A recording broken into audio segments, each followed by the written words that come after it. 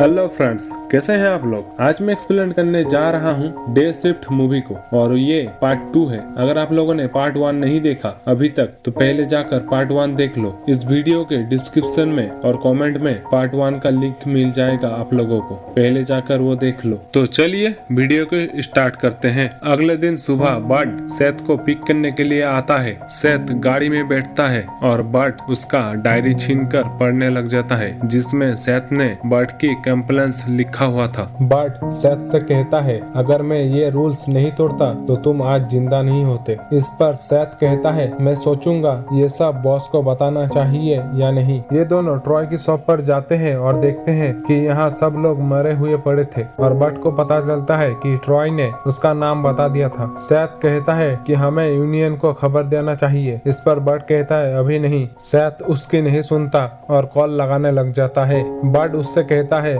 अगर तुम कॉल करोगे तो मेरी बेटी स्कूल नहीं जा पाएगी। कुछ दिन रुक जाओ, मैं अपनी बेटी का स्कूल का फीस भर दूं, उसके बाद तुम मेरा कंप्लेन कर सकते हो। ये सुनकर सेथ नम पड़ जाता है। वो कहता है, ठीक है, मैं तुम्हारा कंप्लेन नहीं करूंगा। उसके बाद बर्ड जब अपने घर जाता है वो देखता है हेथर को, जो कि एक बंदे से झगड़ रही थी। तभी वो बंदा खिड़की के पर्दे बंद कर देता है। फिर अगले सुबह बर्ड को यूनियन ने एक खबर दिया था कि वैली के तरफ बहुत सारे वैम्पायर्स है। ये खबर पाकर बर्ड सेथ को लेकर वैली के तरफ चले जाता है और उसे वहाँ दो और हंटर मिलते हैं, दी नाजारियन ब्रदर्स, माइक और डायरन, और ये दोनों भी वैम्पायर्स को मारने आए थे। बर्ड उन लोगों से कहता है, तुम लोग चले जाओ यहाँ से, ये वैम्पायर्स मेरे शिकार है। इस पर ये दोनों कहते हैं, क्यों ना हम लोग सब मिलकर वैम्पायर्स को मार दे और 50-50 कर ले। बर्ड इन दोनों का डील डन कर देता है और वो सब लोग अंदर चले जाते हैं वैम्पायर्स को मारने के लिए। और इस घर में बहुत सारे वैम्पायर्स मौजूद थे जो कि एक के बाद एक आते ही जा रहे थे। और इस सीन में बहुत ही खतरनाक फाइट होता है, जिसे एक बार आपको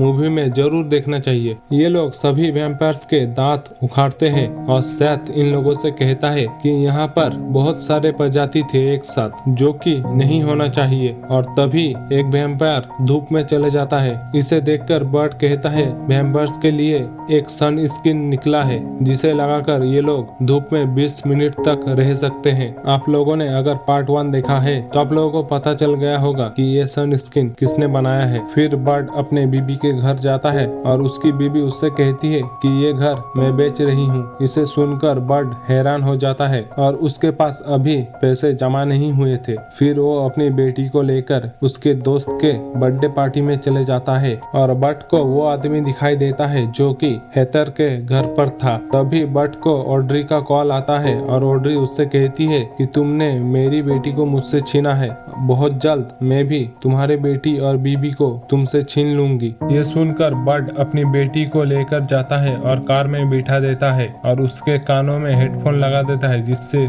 उसको कोई आवाज ना आए। और वो आदमी बर्ड को मारने के लिए जाता है, लेकिन बर्ड उसे ही मार देता है। फिर बर्ड अपना कार लेकर जाने लगता है। तभी ऑड्री के आदमी कार से उसका पीछा कर रहे होते हैं और बर्ड सभी को उड़ाते जाता है और चकमा देते जाता है। फिर वो एक टनल पर पहुंचता है जहां पर एक रास्ता था। बर्ड अपने कार का टायरों के हवा निकाल देता है, जिससे वो उस रास्ते से निकल जाता है और ऑड्री के आदमी वहीं पर फंस जाते हैं। फिर बर्ड अपनी बेटी को लेकर उसकी माँ के घर जाता है, जहाँ जाकर के वो देखता है कि ऑड्री वहाँ पर पहले से ही मौजूद थी और उसने जॉसलिन को बंदी बना लिया है। जॉसलिन बर्ड से कहती है, ये सब हो क्या रहा है। इस पर बर्ड कहता है, मैं एक वैम्पायर हंटर हूँ और ये सभी लोग वैम्पायर्स हैं। ये लोग मुझसे बदला लेने के लिए आए हैं। ऑड्री जॉसलिन से कहती है कि मैं तुम्हारी बेटी को वैम्पायर में बदल दूंगी और तुम्हारा ही खून पिलाऊंगी उसे, जिससे बर्ड को पता चलेगा कि किसी को खोने से कितना दर्द होता है। बर्ड की नजर सेथ पर जाता है और वो देखता है कि वो बेहोश पड़ा हुआ था और उसे भी इन लोगों ने काटा था।